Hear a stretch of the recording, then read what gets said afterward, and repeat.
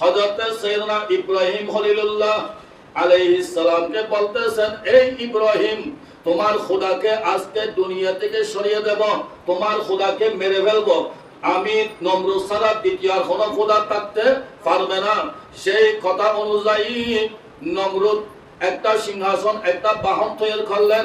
ওই বাহনের মধ্যে সেটা বাজপাখি বানলেন।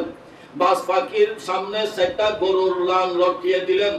একটা সামনে একটা করে গরুর লান, সেটা বাজপাখির সামনে সেটা গরুর লান লটকিয়ে দিলেন।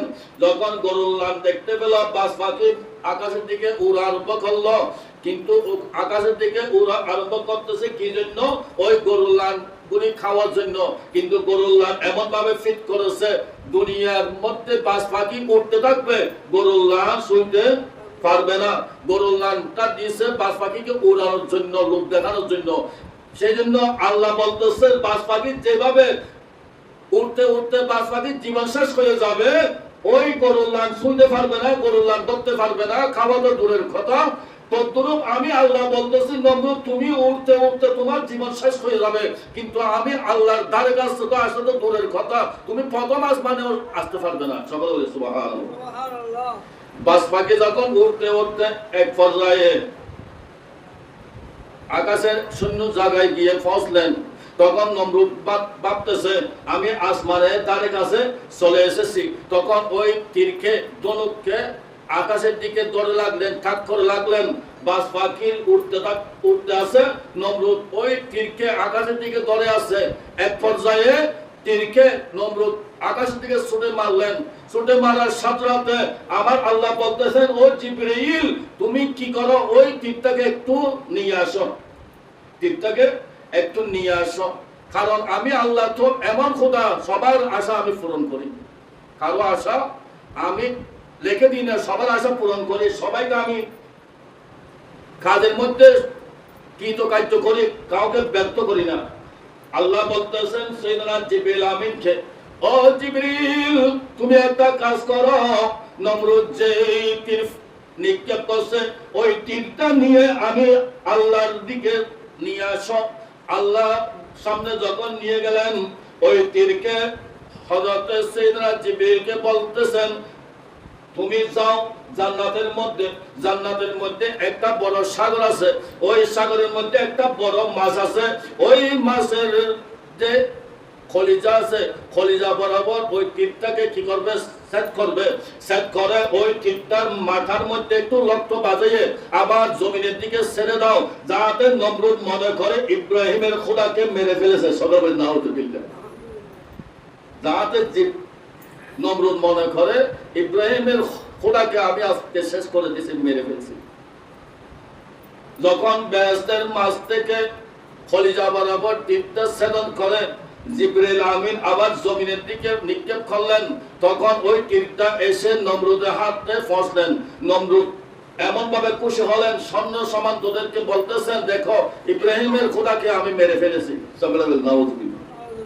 তখন আমার আল্লাহ বলতেছেন, ও জিবরিল, দেখো নমরুদ কিভাবে খুশি হয়েছে। আমি আল্লাহ সকলের আশা পূরণ করি, কারো আশা ব্যর্থ যায় না। আমি এমন রহমানুর রহিম, এমন দয়াবান খোদা, কারো আশা আমি পূরণ হওয়া ছাড়া আমি আল্লাহ কি করি না, ছাড়ি না। সবার আশা আমি পূরণ করি। সেই আশাটা ভালো পথে হোক আর খারাপ পথে হোক, এটা কৃতকার্য হোক অথবা এটা সফলতা হোক অথবা ব্যর্থতা হোক, আমি আল্লাহ সবার আশা পূরণ করি। সাইয়েদনা জিবরিল যখন ওই দিকটাকে নিচের দিকে নিক্ষেপ করলেন, জমিনের দিকে, নমরুদ হাতে পেয়ে খুশি হলেন। আমার আল্লাহ বলতেছেন, দেখো নমরুদ কিভাবে খুশি হয়েছে। ইব্রাহিম খলিলুল্লাহ আকাশের দিকে দেখতেছেন। তখন হযরত সাইয়েদনা জিবরিল আমিন এসে ওহী নিয়ে ইব্রাহিম খলিলুল্লাহকে বলতেছেন, তুমি কাপড়াইও না, তোমার খোদাকে তো মারবে দূরের কথা নমরুদ, তোমার খোদার দ্বারা আসো যেতে পারে নাই।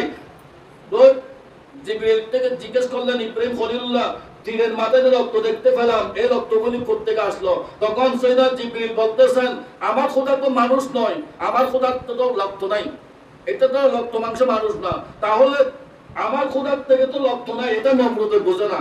আমার খোদা তো নৈরাকার, কোনো আকার নাই, কোনো আকার নাই, আকারবিহীন খোদার মধ্যে রক্ত কোত্থেকে আসবে?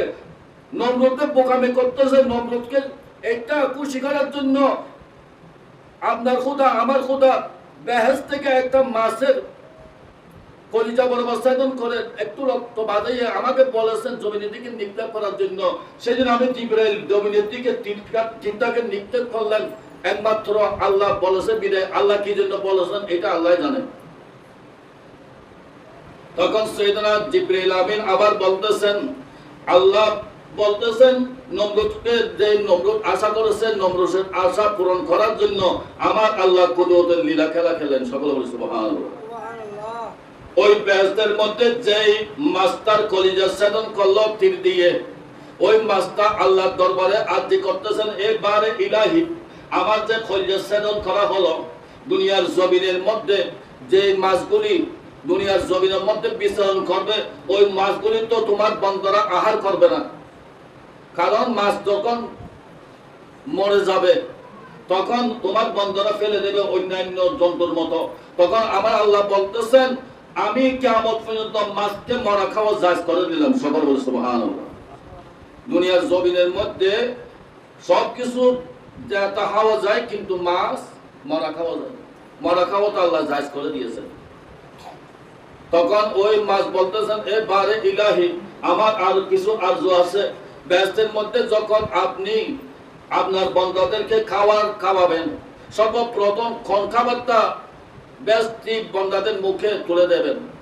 তখন আমার আল্লাহ বলতেছেন এই মাছকে, ওই মাছ তোমার যে একটা কলিজা, ওই কলিজাটা আমি বেহেশতের মধ্যে সংরক্ষণ করে রাখবো। কিয়ামত পর্যন্ত দুনিয়ার জমিনে যত মাছ থাকবে, মাছকে কেটে কেটে টুকরো করবে, আমার বন্দা বন্দিনীরা ওই মাছের মধ্যে কলিজা পাবে না।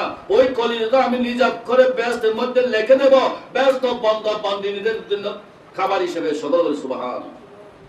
সর্বপ্রথম আল্লাহ বেহেশতের মধ্যে মুমিন ইমানদার বান্দা যারা বেহেশতে যাবে, আল্লাহর বান্দা বন্দনী তাদেরকে আল্লাহ সর্বপ্রথম আল্লাহর কুদরতের হাতে বেহেশতি মাছের কলিজা খাওয়াবে। সকল সুবহানাল্লাহ।